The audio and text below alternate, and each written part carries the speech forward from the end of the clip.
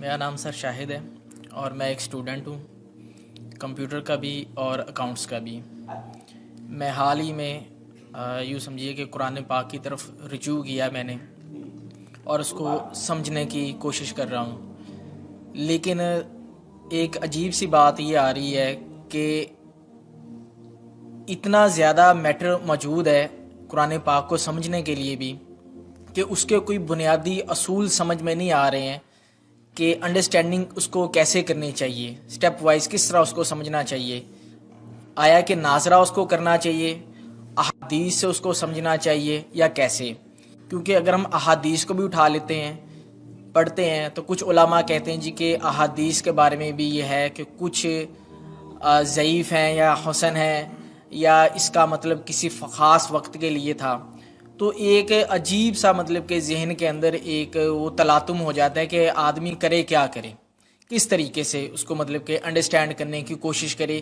کہ وہ ایک سیدھی راہ کے اوپر آ جائے کہ اسے قرآن پاک کی بنیادی جو تعلیمات ہیں ان کے اوپر چل کے کم لیکن کامل علم کو حاصل کر سکے۔ قرآن مجید کی طرف آپ کا رجوع ہوا ہے، توجہ ہوئی ہے، اس کو اللہ کا بہت بڑا فضل اپنے اوپر سمجھیے، اور جب اللہ کا فضل ہو تو پھر اس کا شکر بھی ادا کرنا چاہیے اللہ کے جناب پہ۔ میں آپ سے ایک عجیب بات کہہ رہا ہوں، شاید آپ کو بہت وہ نئی سی لگے گی۔ قرآن کو ایسے پڑھیے جیسے بدو پڑھتے تھے۔ بدو نہ فلسفی تھے، نہ منطقی تھے، نہ سائنسدان تھے، نہ ابھی حدیثیں ان کے پاس تھی، نہ ابھی فقہ مرتب ہوئی تھی۔ وہ کیا تھا؟ عربی زبان، یہ ان کی اپنی تھی۔ تو شرط اول جو ہے قرآن مجید کو سمجھنے کے لیے وہ عربی زبان کا صرف و نحو صحیح جاننا یہ لازم ہے۔ پھر قرآن کے متن ہی کو اصل سمجھیے۔ البتہ یہ ہے کہ اس کو آپ سمجھیں کہ یہ پہلا مرحلہ ہے قرآن پر غور کا، قرآن پر فکر کا، قرآن پر سوچ کا۔ اس کے بعد اگلے مراحل بھی آئیں گے۔ اسی قرآن سے پھر قوانین جو ہے واقف ہونے ہیں۔ اچھا، اس میں بعض سے واقعات ایسے ہیں کہ جو تو ایک تاریخی حیثیت رکھتے ہیں، اب ان میں اس واقعے کے ضمن میں تفصیل میں کہیں کوئی اختلاف ہو گیا تو کوئی حرج واقع نہیں ہوتا۔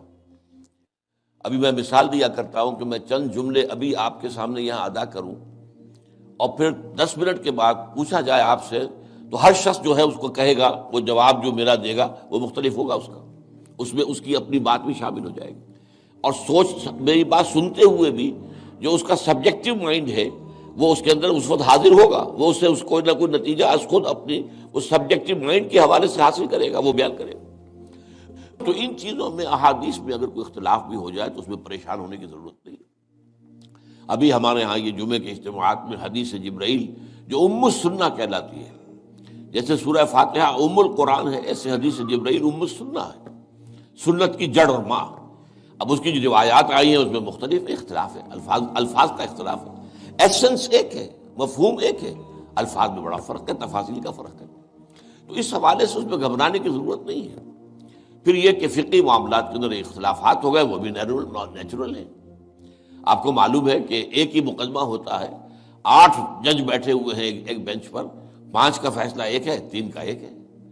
یا اور بھی تقسیم ہو سکتی ہے۔ قانون وہی، اور یہ میں بات کر رہا ہوں سپریم کورٹ کی یا ہائی کورٹ کی، وہاں پہ تو ظاہر بات ہے وہ نئے بیانات نہیں لیے جاتے، وہ جو بھی فائل ہے وہ تو بہت پہلے سے تیار ہو چکی ہے، اس کے اوپر بحث ہوتی ہے، صرف اسی سے اخذ کیا جاتا ہے، مطلب ان کا وہی رہتا ہے، اس کے اندر تبدیلی نہیں ہو سکتی، اس موقع پر کوئی نئی گواہی نہیں آتی۔ تو اس اعتبار سے ان چیزوں پہ گھبرانے کی ضرورت نہیں ہے۔ البتہ آپ آغاز جس طریقے سے کریں وہ میں نے آپ کو بتا دیا ہے، اس میں یہ کہ آپ اصل میں ان تمام جو چیزیں ہیں اضافی، ان سے ذرا صرف نظر کرتے ہوئے عارضی طور پر پہلے قرآن کو ایسے پڑھیے جیسے بدو پڑھتا تھا۔ اور وہی بات تھی کہ بدو پھر جس طریقے سے موٹیویٹ ہوا ہے، بدو سے مراد میں صحابہ کو عام طور پر لفظ دے رہا ہوں، یہ ان کی اس کے لیے وہ نہ سمجھیے کوئی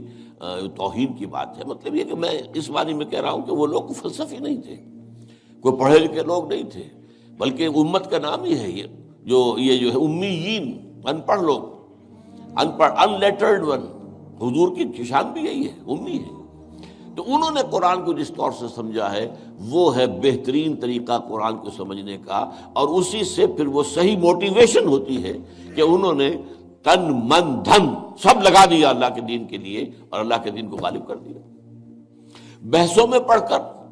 اور وہ جو باریکیوں میں پڑھ کر اور بال کی کھال اتار کر اور منطقی طور پر تجزیہ کر کے اور فلاں احادیث کے تقابل کے اس میں پڑھ کر علم کا تو اضافہ ہوگا، لیکن وہ انسپریشن اور موٹیویشن جو ہے وہ اس کے اندر نہیں رہے گی۔